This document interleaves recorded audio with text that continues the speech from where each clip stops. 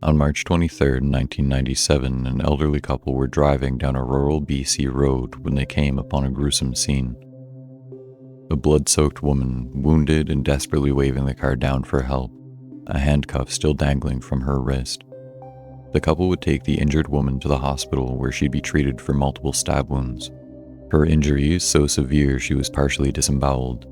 The woman, Wendy Lynn Estetter, would go on to tell hospital staff and later police a story so horrifying it sounded like fiction.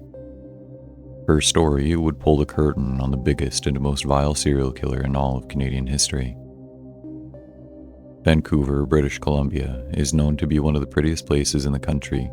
With its scenic views and friendly people, it makes for a great tourist spot and one of the most popular places in Canada to live.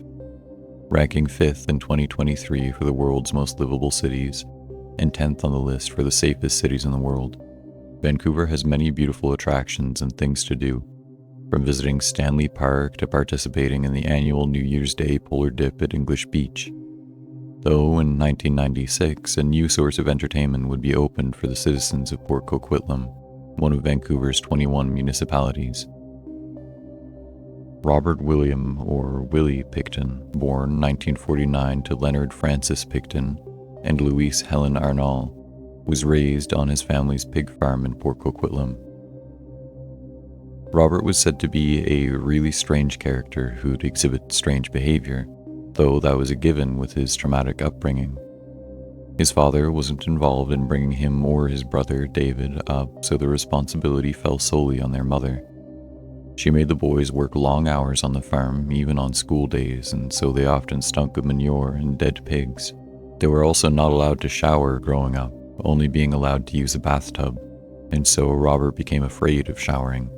There are too many horrible stories from Robert's childhood to even cover, but some of the worst involve his parents slaughtering a beloved calf he had raised himself, or the time in 1967 when his brother Dave was driving his father's truck and accidentally struck a 14-year-old boy named Tim Barrett. Dave, in a panic, sped home to tell his mother of the accident. Instead of calling emergency services, she returned to where the boy was hit with Dave, kneeling down to inspect him. She then pushed him into a deep ditch on the side of the road where he was found the next day, dead. Upon autopsy, it was found that the cause of death wasn't from the injuries he sustained when Dave hit him. His cause of death was drowning in the ditch water after the boy's mother heartlessly pushed him in. In 1967, Robert, who lived in a small trailer on the farm, and his brother, David, would start Piggy Palace Good Time Society, which already sounds like it could be a basis for a horror game, but we'll get to that.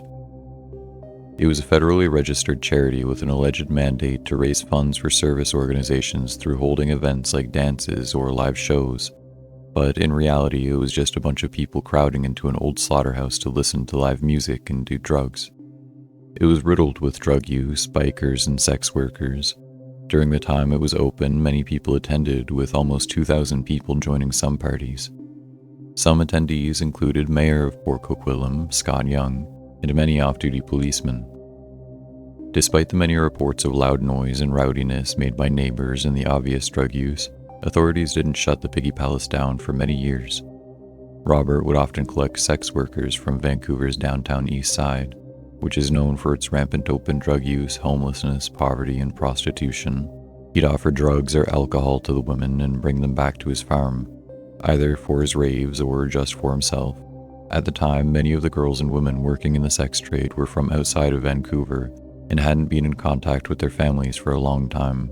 It wasn't uncommon for these women to be subject to acts of violence, robberies, beatings, kidnappings, but they also had a strong distrust of law enforcement as they were often dismissed when asking for help. To outside eyes, it may not have been seen as a very big deal. However, amongst the community of the downtown east side, the missing women became a very apparent issue. Sex workers started to stay in groups. They wrote down license plate numbers of the men who left with women. There were even rumors of a serial killer being on the loose, though of course their concerns would be brushed off when brought up to authorities. It was only on March 23, 1997 that their worries would be confirmed. Wendy Lynn Estetter, a sex worker from the downtown east side, had been taken to a hospital after being found by an elderly couple on the side of the road in Port Coquitlam. She was drenched in her own blood, having been partially disemboweled, and had handcuffs still hanging from one of her wrists. She would miraculously survive her injuries and tell police her story. She had been picked up by Robert with the promise of drugs and alcohol for her services. She allowed him to take her to his farm, where, after performing her services, he slapped a pair of handcuffs on one of her wrists and began stabbing her. She was able to break free and disarm him, stabbing him with his own knife before fleeing the farm. They were treated at the same hospital, and authorities found the same handcuff key used to free Miss Esseter in Robert's pocket. He was charged with attempted murder, but the charges were quickly dropped as prosecutors believed Miss Esseter's drug use made her too unstable for her testimony to hold any weight, and he would go on to claim she was a hitchhiker who had attacked him. Although the authorities dismissed the case and refused to look further into Piggy Palace, Miss Esseter's story would catch someone's attention. Bill Hiscox, a farm worker that worked for the Pictons, called Crime Stoppers in July of 1998, urging police to look into Robert Picton as a suspect for all the missing women in the area. He told them Robert had bragged he could easily dispose of bodies using his industrial meat grinder, and that people had noticed at least 10 purses and women's identification around his property along with bloody women's clothing. Bill even mentioned that Robert was the one who killed Sarah DeVries, one of the many women who had gone missing from the downtown east side. Others would later come forward and say they witnessed a woman's body hanging from a barn next to Robert's trailer. "I thought it was enough for them to arrest the guy," said Mr. Hiscox. "I thought all they had to do was get their foot in the damn door." But, amazingly, police still refused to investigate until 3 years later. Women only continued to go missing from Vancouver's downtown east side, and in 2001, Vancouver Police and RCMP finally formed a task force to investigate the disappearances. On February 5, 2002, officers of the task force finally got a warrant to raid the Picton property in search of reported illegal firearms. But upon searching the pig farm, they would find so much more. They discovered handcuffs, women's clothing, and belongings including jewelry and an inhaler prescribed to one of the missing women, Serena Abbottway. Blood was also found in a motorhome on the property, and upon DNA testing, it was determined to belong to Mona Wilson, another of the missing women. This evidence gave authorities a basis to get another warrant, this one to search for more clues as to what happened to these women, but what they would find next would be far worse than what any of them could have expected. Forensic anthropologists would bring in heavy equipment to aid in the search, sifting through 383 cubic yards of soil in search of human remains. The property looked like a mining operation with industrial conveyor belts and soil sifters. Over 200,000 DNA samples were taken, and 600,000 exhibits were seized, and the remains of 33 women were identified. The total cost of the investigation was estimated to have been around $70 million, being the largest crime scene in Canadian history. Robert would be arrested and charged with 2 counts of murder on February 22nd. While being held in jail, he told his cellmate, who was an undercover RCMP officer, that he had killed 49 women and that he was disappointed he didn't make it to 50. He would receive a total of 27 first-degree murder charges, though one would later be dropped for lack of evidence, bringing it down to 26.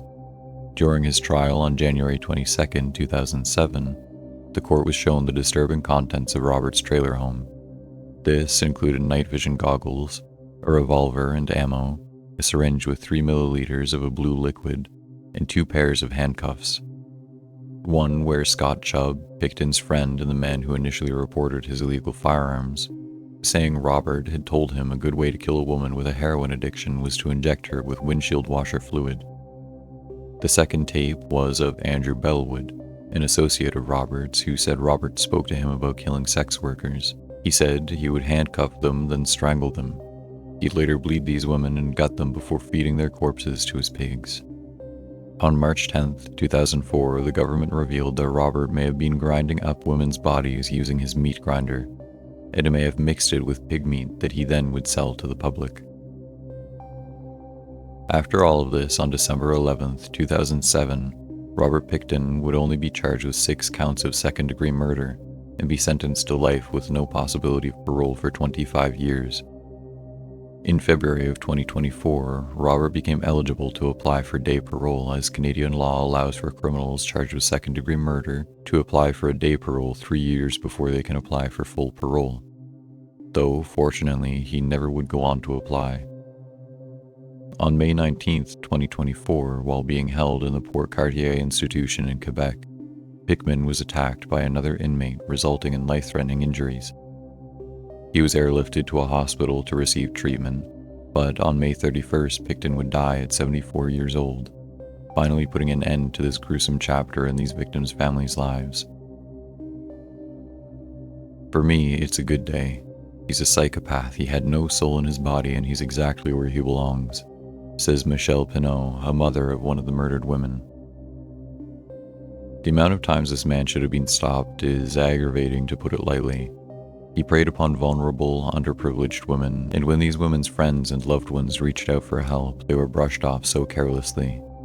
The mixture of these women being sex workers, drug addicts, and many of them being Indigenous meant that to authorities and the majority of the public, they were less than human.